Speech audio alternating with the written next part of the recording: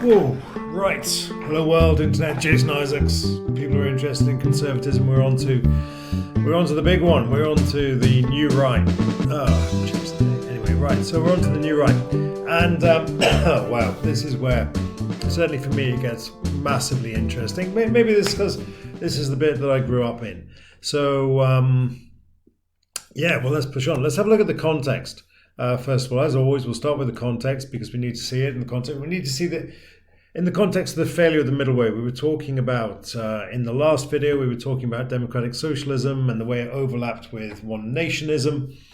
Hence, they were known as the middle way. Well, it didn't work. I mean, let's accept that. And by the time we got into the 70s, everything was really in the doldrums. And that was leading not just to economic stagnation, but also to social tension and to unrest. We also, of course, had the collapse of communism. I mean, not in the 70s, but as we went through into the 80s and then into the 90s, we saw communism collapse. And we had Thatcher and Reagan in power at the same time. And one of those occasions when everything just seems to line up. Let's have a look at some of the thinkers. North Atlantic pincer movement. Yeah, that's right. So the thinkers on the new right, we've got two essentially, and neither of them, to be brutally honest, are particularly good. If you really want to talk about the new right, you should be talking about Strauss and who was the other one? I can't remember. John Oakeshott. Anyway, doesn't matter. New right. So they've come up with the following ones. We've got Ayn Rand. And her great work, Atlas Shrugged. And here again, we're looking at that hard sense of individualism, ethical egoism. To be brutally honest, I mean, in this is much more to do with liberalism really than to do with conservatism. But the ideas were seized upon by the right, particularly in America, as a license or a manifesto for rugged individualism, for hardcore capitalism, as being the right thing to do. And that's certainly true of Nozick. Nozick was not a conservative. He was a liberal. He was very much into progressive social policies, not so much progressive policy. He did a rat's ass what you did in your spare time. He was a liberal, a very much a hardcore liberal. But his position on capitalism, particularly in terms of his position on social spending and welfare and tax, was very, very appealing to certain elements of the right wing in America. So when you're talking about the thinkers here, make sure that you use them selectively. And we're thinking here particularly about individualism as measured in economic circles, really, in both of these. But then a lot of that has to do with the new right. But we must not forget the social side, because if there was no social side, then there would be no conservatism, because organic society is still very much in force here. It's still very much in play, and that's why, again, I don't particularly like these being hauled out as examples of conservative thinking, because this is all about economic neoliberalism. Anyway, I'm getting distracted. Let's talk about life through the matrix again. We're still going to start off with human nature. Now, when it comes to human nature here, it's broadly the same. Okay, we're still intellectually limited and we're still psychologically dependent. And again, this is where Rand has slightly different ideas, perhaps. But anyway, let's focus on this, because the key thing is this bit. We are still psychologically flawed. Nothing has changed there, but there's this fundamental change here, rationally or consistently or reliably so. This is the idea of egoism. And the idea that it is something that can be built upon, something that we can use. And the Rand one goes perhaps a stage even further and says that this is really what we should be doing. We should be embracing the selfish desire to make money. For me, perhaps that's a step too far, but we're getting away from the main driver here. The key thing is that if you accept that the individual is inherently selfish, which is essentially what we're doing here, then they're saying, well, actually, maybe we can capitalize upon that. Maybe we can make something of that. If everybody is consistently and reliably selfish, then that's something that's going to work. We can use that to improve the position of society. And make no mistake, there is still a society. We have that society that's under threat. And we can see this in the policies of all of the Conservatives. And this is why, again, I really don't think that Nozick can be classified as a Conservative, because he's not interested in this. He's interested in people doing what they want. Now, Thatcher was not interested in people doing what they want. Reagan was not interested in people doing whatever the hell they liked. In fact, they were pushing back against the permissive society. And so the Conservative position here, the Conservative New Right, is looking at society and seeing it as being under threat. The permissive society being brought up with the progressive society, the idea that can you have progress without permissiveness? And the New Right arguing perhaps not. And of course that's divisive, particularly if you're in the New Right and you're all about traditional established morals and you see everybody else going around taking drugs, being gay, whatever it is. And that's just something you struggle to get your head around, because you think that permissiveness undermines society. In addition to that, we're looking at a society that's under threat through welfarism, through dependency culture. And again, we're looking here at the consequences of the mixed economies of the 50s, 60s, 70s. And the way in which, according to the New Right, it bred this dependency culture, a benefit system that offered no way out and just really built people, drew people into this life of dependencies. And all of this, again, is undermining social policy, whether it's undermining social integrity. And we need, whenever we're thinking about Conservatives, we have to think about that organic society. Now, I am very much aware at some point that Mrs. Thatcher did say there is no such thing as society. However, what most people don't understand is that she went on to qualify that by saying there is a living tapestry of men and women, and the beauty of that tapestry depends upon the extent to which we're prepared to take responsibility for our own lives and after that to help others, words to that effect. All of this is covered in my other video on Thatcher 1979, which I will link off to in the back of this. It's critically important because this is what distinguishes the New Right from liberalism. Otherwise, it would just be straight up liberalism. It's not. We've got a very prescriptive set of social policies delivered largely through a homogenous society and economic policy as social policy. Now, the difference between a Gesellschaft and a Gemeinschaft, if we can talk about that as a Gesellschaft is essentially, imagine life like a shopping centre. If you go to a shopping centre, everyone's following the same rules. Everyone's doing their own thing, but everyone's following the same rules. And so by that, we get this enterprise collective where you go into a shopping centre and everyone's just going to go on and do the same thing. They're going to wander here, they're going to wander there, they're going to go into the shops. But essentially, everyone's doing the same thing. And so we can all get along fine. That's a Gesellschaft. These are terms from Ferdinand Tonnes, and again, I explain them in other videos. I'll try to remember to link off to those as well. Gemeinschaft is something different. Gemeinschaft is the next step. This is like moving from a shopping centre to a club, whereby everybody who's in that club is in that club because they've got the same agenda. They've got not just the same agenda, but the same set of beliefs. So if you go to a shopping centre, everyone broadly has the same agenda. If you're a member of a club, then you share certain key ideas or traits or principles. So a Gesellschaft is enterprise collective. Gemeinschaft means it's the same team, basically, if you want to go back to the Germanic roots.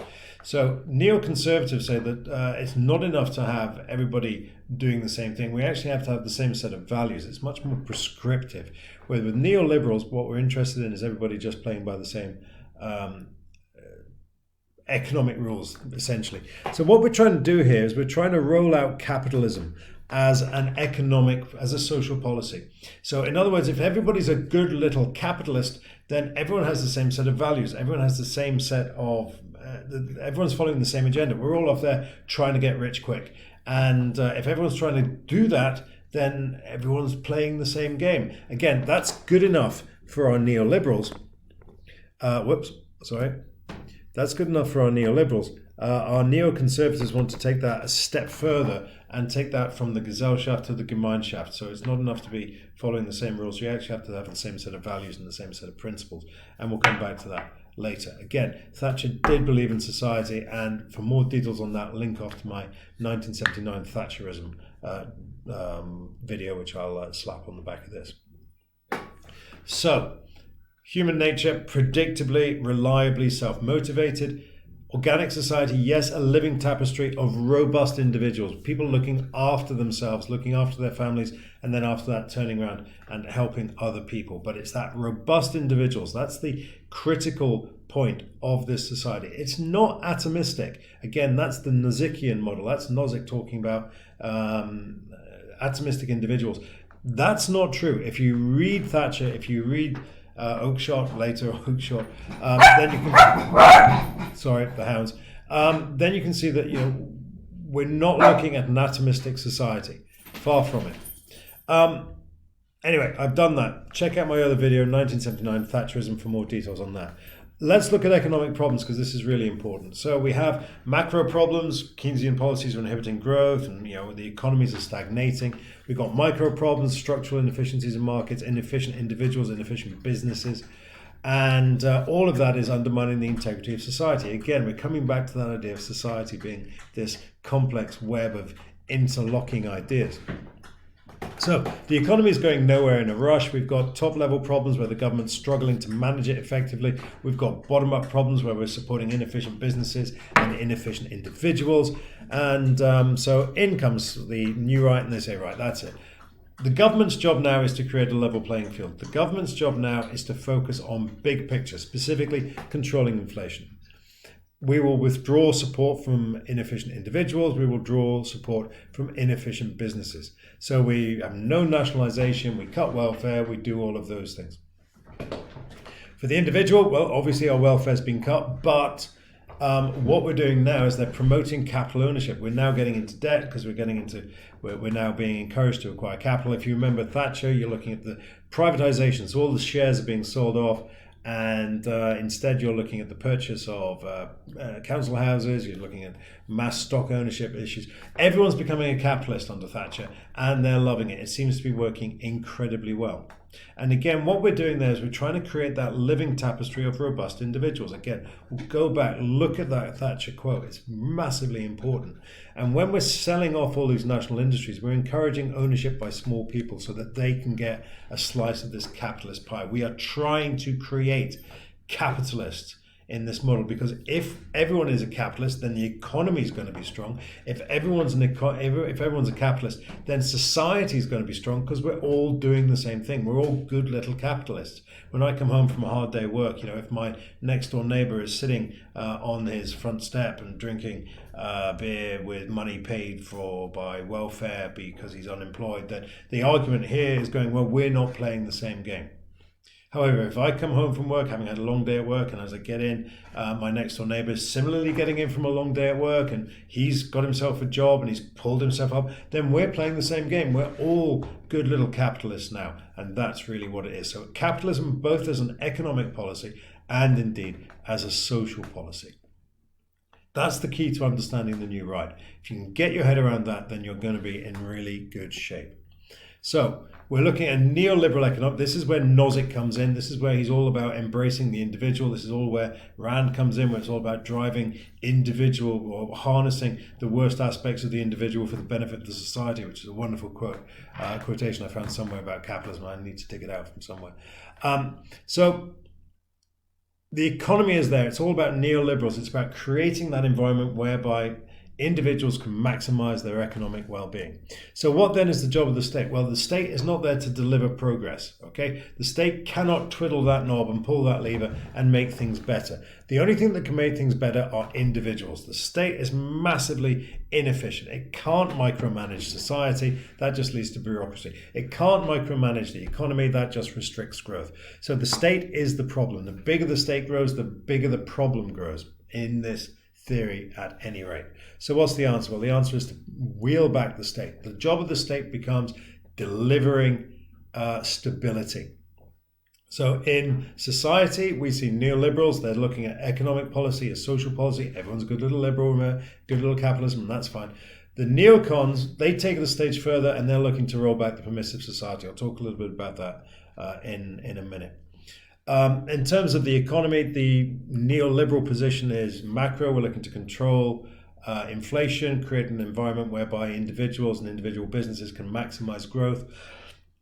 And encouraging individuals just to get on with it, and the state becomes smaller and smaller and smaller, and hopefully more efficient. The market is there to deliver the services, while the state is there to guarantee and to regulate that particular trade. So the state backing ever further out of the economy, allowing individuals and individual businesses to fill that gap, and then broking and regulating the market as it grows and emerges. I've covered an awful lot of ground in a very, very short period of time there.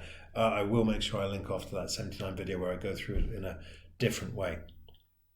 So the state there, roles changed. Again, it's not there to deliver progress, but rather to create an environment in which individuals can maximize their own utility. That's what we're seeking to do there. We're not trying to create growth. We're not trying to engineer progress. We are creating a stable environment where individuals can maximize their own well-being, a la Nozick or indeed Rath. So that's where those two come into this particular picture. Now, I did say very, very quickly, a quick word on neoliberal and neocon. Economic policy, no significant difference. The difference is in social policy. So neoliberal social policy, the economic policies are sufficient to guarantee stability. If we're all good little capitalists, then we're all going to be doing the right thing. We're all going to be getting along, playing by the same rules. However, neoconservatives are concerned that this is not sufficient because the social policies of the 50s and 60s, indeed the 70s, done too much damage. So those have got to be wheeled back. Those have got to be pushed back. We've got to unwind the progressive society. So we look at further social engineering. We're looking at the homogeneity. We're looking at restricting immigration. We're looking at the use of religion as a homogenizing force, and the odious Clause 28, which was something I don't want to go into in great detail here. It's a dark day for British politics, and you can look that one up on the internet. I'll try to work it out. Clause 28 wasn't repealed for many, many years. It was Clause 28 of the Local Education Act. You can go and do your own research on that. So neoliberalism, in terms of ensuring, this is all about how do you deliver social stability. With neoliberals, you're trying to say, look, we'll achieve it through the economy. If everyone's a good little capitalist, then that's enough. Neoconservatives go, no, I'm not convinced about that. We need to go a little bit further and wheel back, rein in some of the permissive society, and that will be that's how we're going to achieve our social stability there. Right, and that's it. That's conservatism. Wow. We did it. Well done, everybody. Do send me your questions. I look forward to receiving those. I'll answer them as best I can. I will link off to those other videos, and I will see you when we come back to look at socialism, which is great. Okay, take care now. Bye.